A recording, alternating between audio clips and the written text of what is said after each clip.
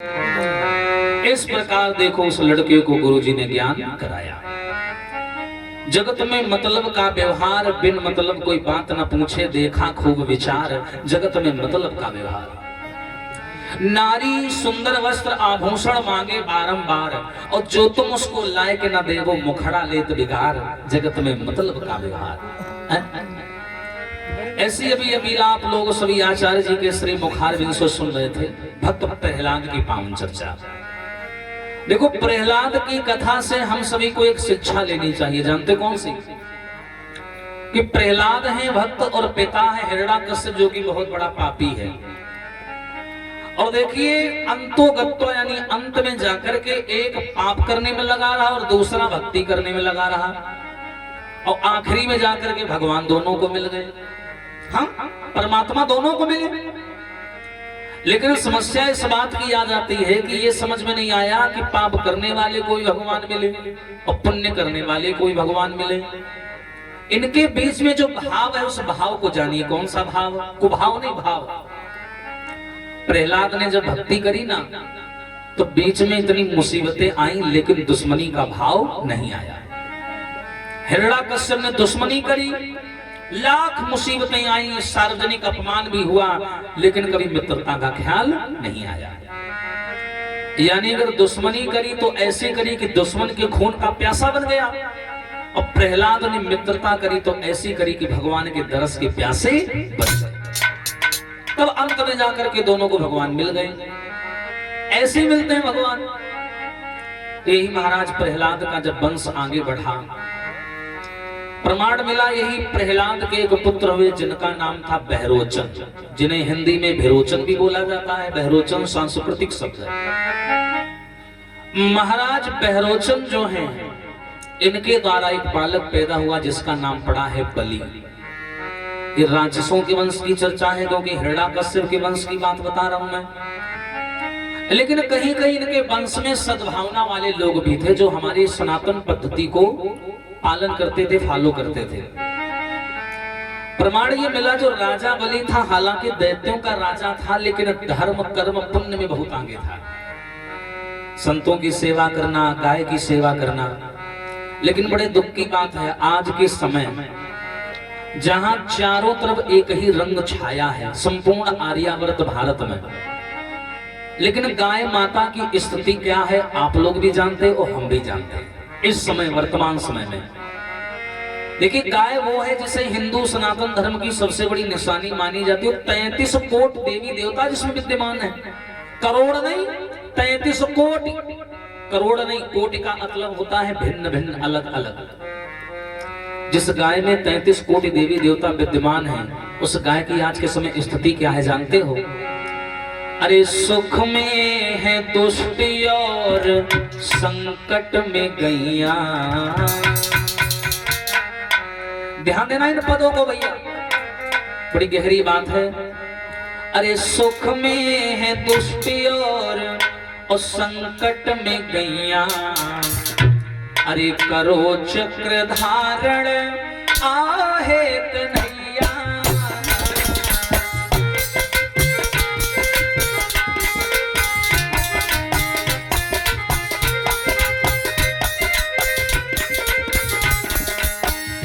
तो विचार करिए आज के समय गाय की हालत क्या है।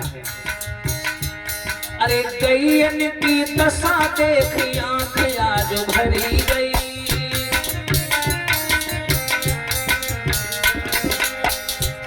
और काट रहो कसैया तुम रोडन पे मरी रही।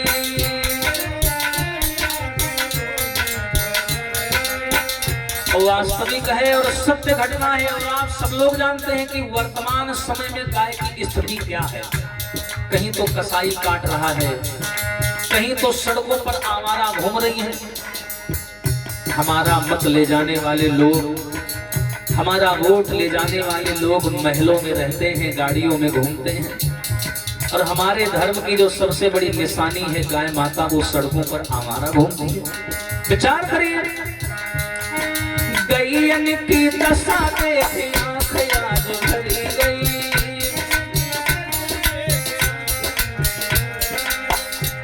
अरे काट काटी रहो कसैया तो रोडन पे मरी रही।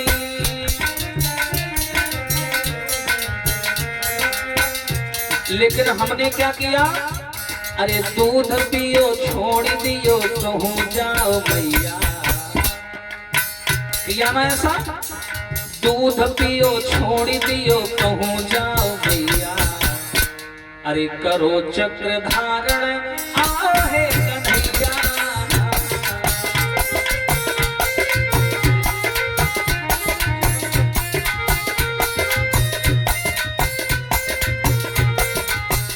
ए भैया, अरे सुख में है दुष्टि और संकट में गैया, अरे करो चक्र धारण आओ हे कन्हैया।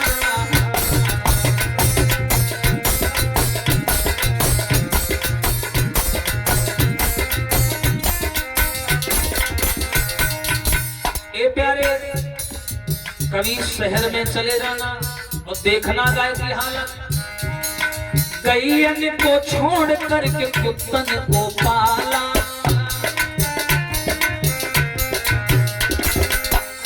ऐसा नहीं है वहां हमारे अपने लोग नहीं रहते, बहुत रहते हैं, लेकिन बाहर से हैं, अंदर से बड़े वैसे हैं। बाहर से दिखाते हैं बहुत बड़े सनातनी, और सनातनी का रत्ती भर भी अंश उनके अंदर नहीं है, रत्ती भर।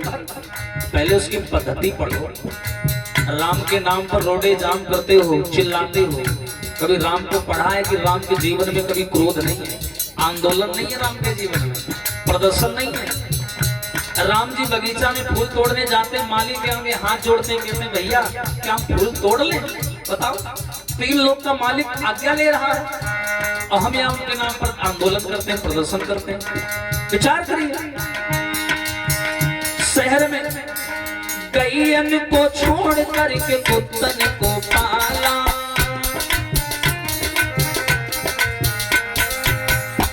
और दूध दही भूल गए गए मधुशाला।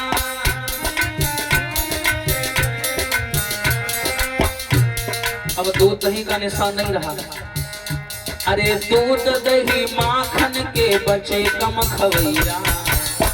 हाँ, अरे दूध दही माखन के बचे कम खवैया, और करो चक्र धारण आहे कन्हैया।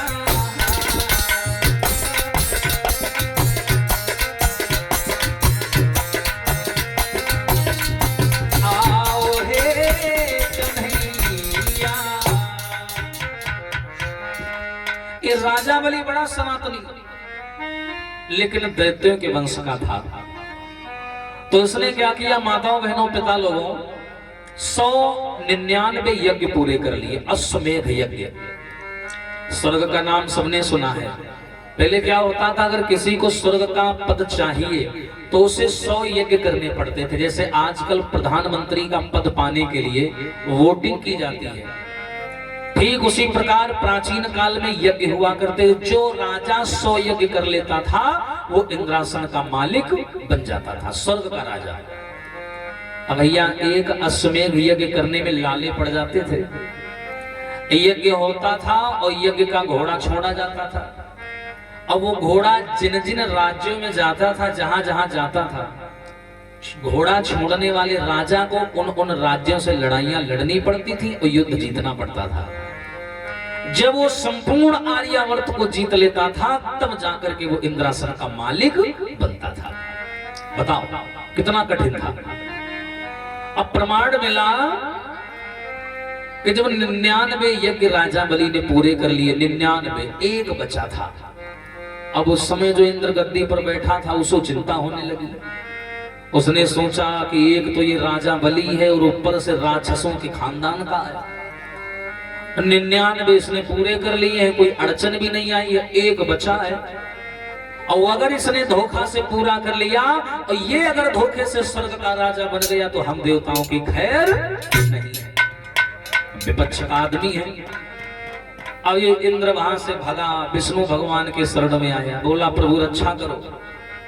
विष्णु जी बोले क्या हुआ भाई? बोले महाराज वो राजा बलि यज्ञ कर रहा है। विष्णु जी बोले अगर वो यज्ञ कर रहा है तो तुम्हारी नानी क्यों मरी जा रही है? भाई यज्ञ करना कोई बुरी बात है? अच्छी बात है। लेकिन आजकल वही हो रहा है, पक्ष विपक्ष का मामला ऐसा बन गया है कि विपक्ष वाले अगर राम की पूजा करें तो उसे पाप समझा जाता है, तो इधर वाले करें तो पुण्य समझा जाता है। ये हाल हो गया, जबकि लक्ष्य दोनों का एक ही है, सत्ता में आना, नीति पर राज्य करना।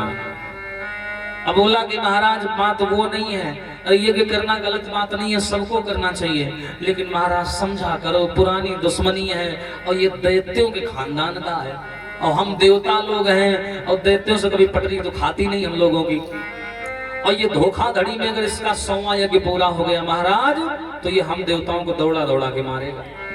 अब आप ही हमारी रक्षा कर सकते हो। भगवान बोले क्या करें, इसे मार दें? नहीं प्रभु मारो ना, कैसे भी करके इसका 100वां यज्ञ खंडित कर दो, बस इसका यज्ञ नहीं पूरा हो पाएगा, 100वां अगर खंडित हो गया तो 99 खंडित हो जाएंगे। भगवान विष्णु बोले कोई बात नहीं है, देव गौ दानव मनुज विप्र हेतु लीन मनुज अवतार। देवता मनुष्य गौ ब्राह्मण इन्हीं के लिए तो भगवान का अवतार होता है। चलो तुम परेशान ना हो, हम तुम्हारी रक्षा करेंगे। इतना बोल के इंद्र चला गया और भगवान ने देर नहीं लगाई, 52 अंगुल का भेष बनाया हमारे नारायण जी ने। ये जो अंगुल होते हैं ना माता, अंगुल ये इनको जोड़ लो, जब 52 अंगुल हो जाए तो 52 अंगुल का भेष बनाया। बड़े बौने भगवान बन गए जिनका नाम पड़ गया 52 भगवान।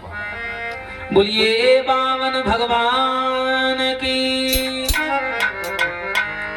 52 यानी पौने भगवान बन गए। तो क्या किया, हरि 52 का भेष बनाए और बलि के दरवाजे आए। हरि 52 का भेष बनाए बलि के दरवाजे आए।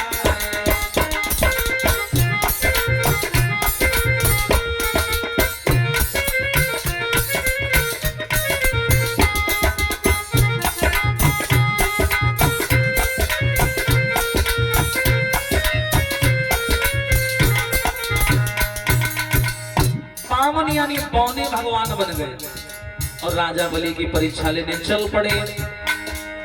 अरे हरि 52 का भेष बनाए बलि के दरवाजे आए। हरि 52 का भेष बनाए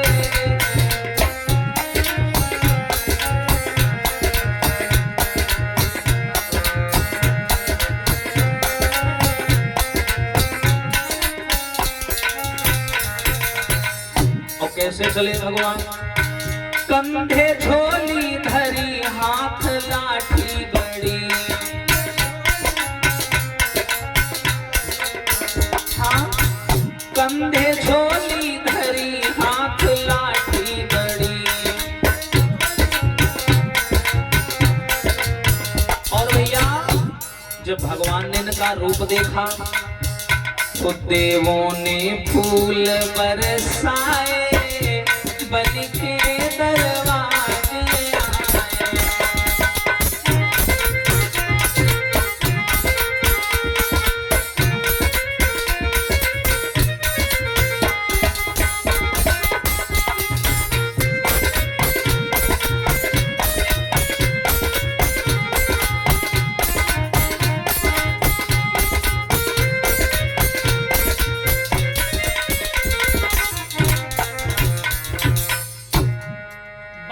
अंगुल का भगवान ने भेष बनाया और चल दिए। हाथ में एक बढ़िया लाठी है, एक छाता है, कमंडल है, पैरों में खड़ाऊ है, जनेऊ लपेटे हैं, सर में सिखा है, पौने बाबा बन करके छोटे से 52 अंगुल, ये अंगुल गिन लो। चले भगवान राजा बलि की परीक्षा लेने। राजा बलि के दरवाजे पर आए 2 पहरेदार खड़े हुए हैं। और देखिए उस दिन एक काम और था कि राजा बलि के यहाँ 100वें यज्ञ की तैयारियां भी चल रही थी। उसी दिन भगवान पहुंच गए। भगवान ने पहरेदारों से कहा भैया अपने राजा से कहो कि दरवाजे पर छोटे से बाबा जी आए हैं, जाओ। और वो पहरेदार इधर उधर देखे, बोले आवाज कहां से आ रही है? भगवान बोले नीचे देखो। 99 यज्ञ हो गए, अकड़ में आ गए हो तुम लोग। नीचे देखो, दरबार वालों नीचे देखा, बोलो छोटे से बाबा जी, अरे बाबा जी प्रणाम, हाँ खुश रहो। अपने राजा से कह दो दरवाजे पर छोटे से बाबा जी आए हैं, मुझे जरूरी बात करनी है उनसे। नौकर भाग करके गए, राजा बलि यज्ञ की तैयारियां कर रहा था।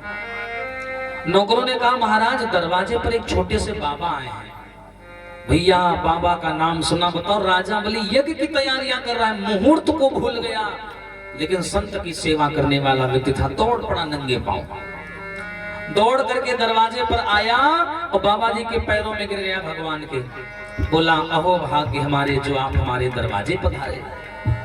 बामन भगवान का हाथ पकड़ करके ऐसे घर लाया अंदर और ऊंचे आसन पर बैठाया।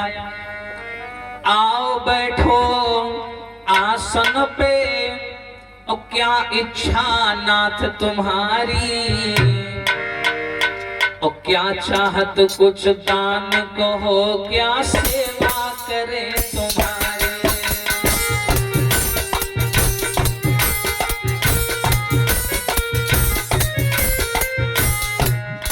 महाराज आओ बैठो। अरे सेवा करे तुम्हारी भगवान, सेवा करे तुम्हारी। अरे का चाहत कुछ दान कहो, क्या सेवा करे तुम्हारी।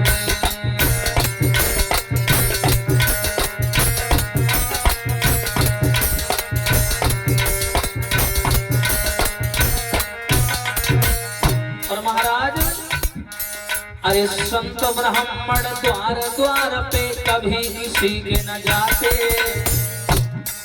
अरे संत ब्राह्मण द्वार द्वार पे कभी किसी के न जाते। और होती है शुभ घड़ी संत के तरस कभी हो पाते।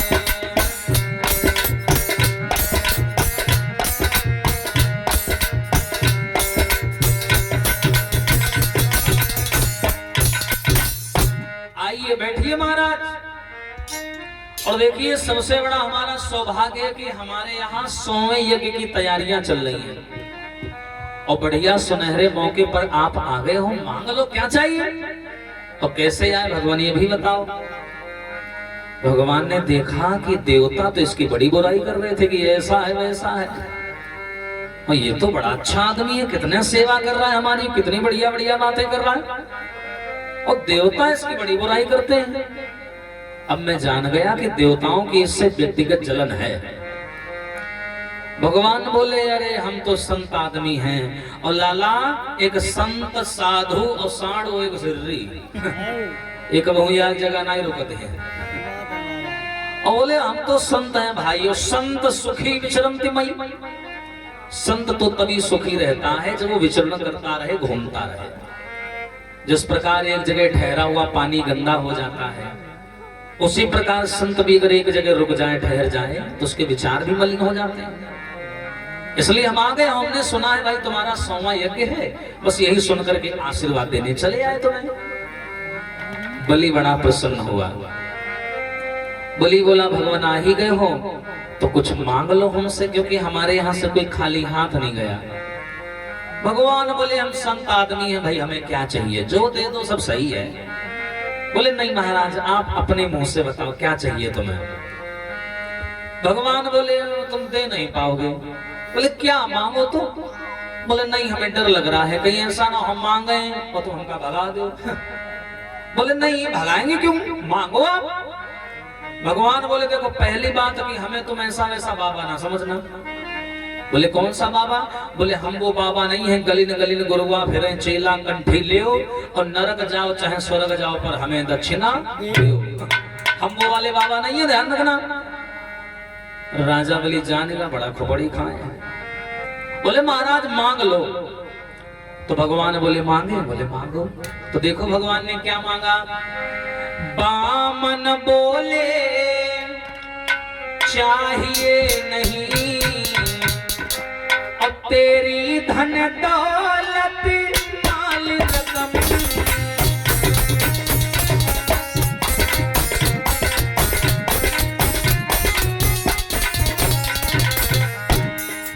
भगवान बोले सुन क्या चाहिए मुझे? बामन बोले चाहिए नहीं तेरी धन दौलत माल रतन। भगवान बोले ये सब नहीं चाहिए। बोले फिर क्या चाहिए? देना है तो बस तेरा जन्म मोए पृथ्वी 3.5 कदम।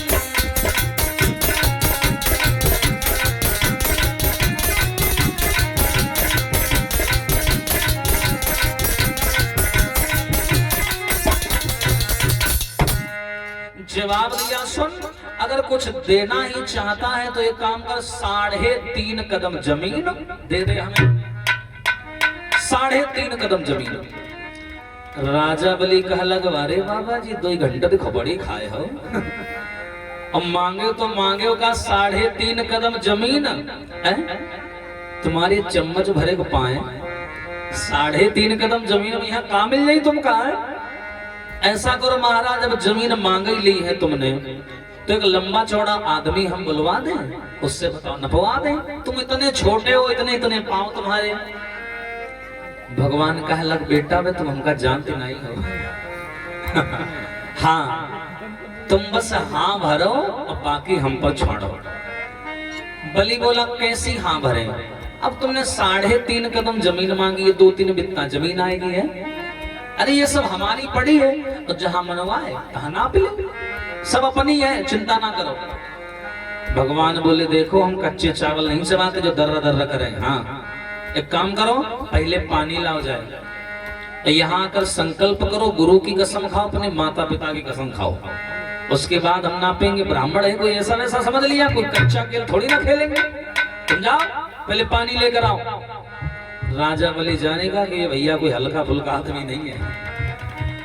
अब राजा बलि वहां से गया पानी लेने। तो जब पानी लेकर के लौट रहा था तो आप लोगों ने देखा होगा, प्राचीन यानी पुराने समय में एक बर्तन चलता था जिसमें एक टोंटी लगी हुआ करती थी, जिसे सागड़ बोला जाता है। ऐसा एक बर्तन था, पात्र था, उस पात्र में पानी भरा और लेकर के राजा बलि चला। और लेकर के जब राजा बलि चला तो रास्ते में दैत्यों के गुरु शुक्राचार्य ब्राह्मण मिल गए। शुक्राचार्य जी बोले, बेटा बड़ा उत्साह में हो, कहां जा रहे हो?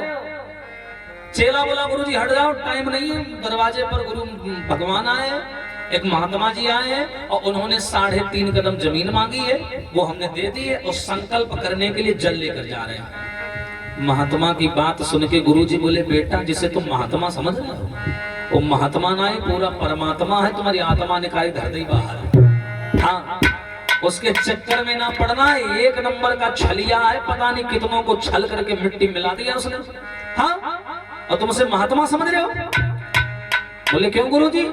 बोले सुन, दे मति दान जमी को राजा बलि, दे मति दान जमी को।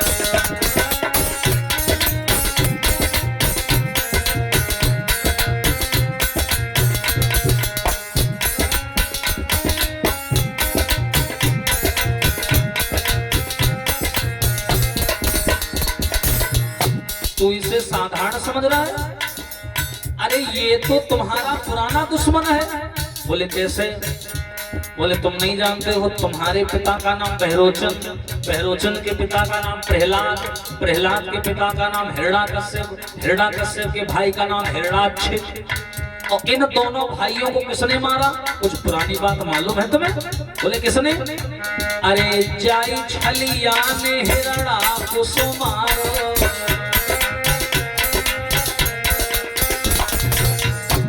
इसी छलिया ने तुम्हारे दादा बाबा को मारा था। अब वह भी यहाँ तुम पूज रहे हो बैठे बैठे। बोले ना ऐसा नहीं हुई, बेचारे अतने बड़े हैं, कहाँ मारी पड़ी है, अतने बड़े हैं। अब वह रुक जाओ, इंतजार करो, अभी अतने तने कर रहे हो, फिर कहो हाय बहुत बड़ा है। हाँ अरे जाई छलिया ने हिरण्याक्ष मारो,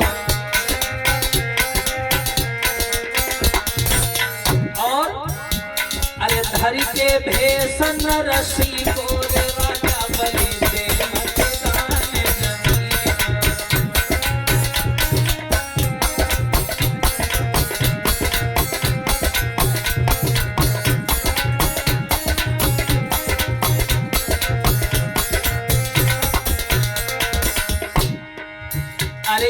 कुछ नहीं है।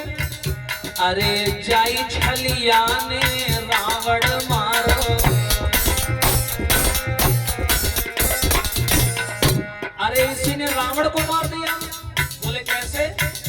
अरे धरी के भेष तपसी को राजा बलि दे मत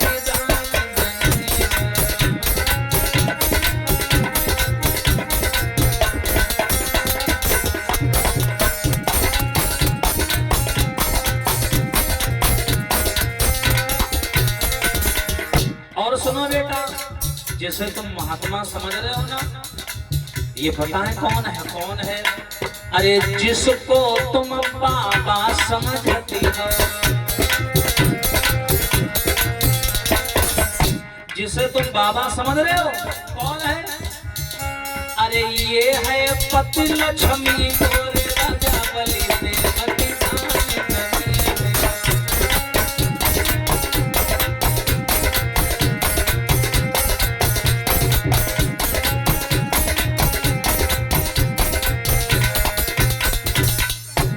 अरे तुझे मालूम भी है कौन है? लक्ष्मी का पति है, नारायण क्षीर सागर में रहता है। इतने इसके पास भेष हैं तुम सोच भी नहीं पाओगे, और हर भेष में दमदार है। कभी कृष्ण बनकर के कंस को मारा, कभी रावण बनकर के, कभी राम बन के रावण को मार दिया, कभी नरसिंह बनकर के हिरण्याकश्यप को मार दिया, कभी शूकर बनकर किसने तुम्हारे भैया हिरण्याक्ष को मार दिया। कुछ बकाया रखा, तुम्हारे खानदान को साफ कर दिया। और ये तो नारायण है। राजा बलि बोला, ओहो तब तो बड़ी अच्छी बात है, साक्षात भगवान हमारे दरवाजे आए, तब तो मैं बड़ा किस्मत वाला हूं। अब तो मैं और उनकी सेवा करूंगा, और 3.5 कदम के अगर वो कदम बढ़ाएंगे तो और मैं दे दूंगा। संकल्प तो मैं करके रहूंगा। शुक्राचार्य जी बोले, हमने भी तुम्हारे पूर्वजों को वचन दिया है कि इस एरज की एक एक मिट्टी के कणकण की मैं रक्षा करूंगा। तुम इन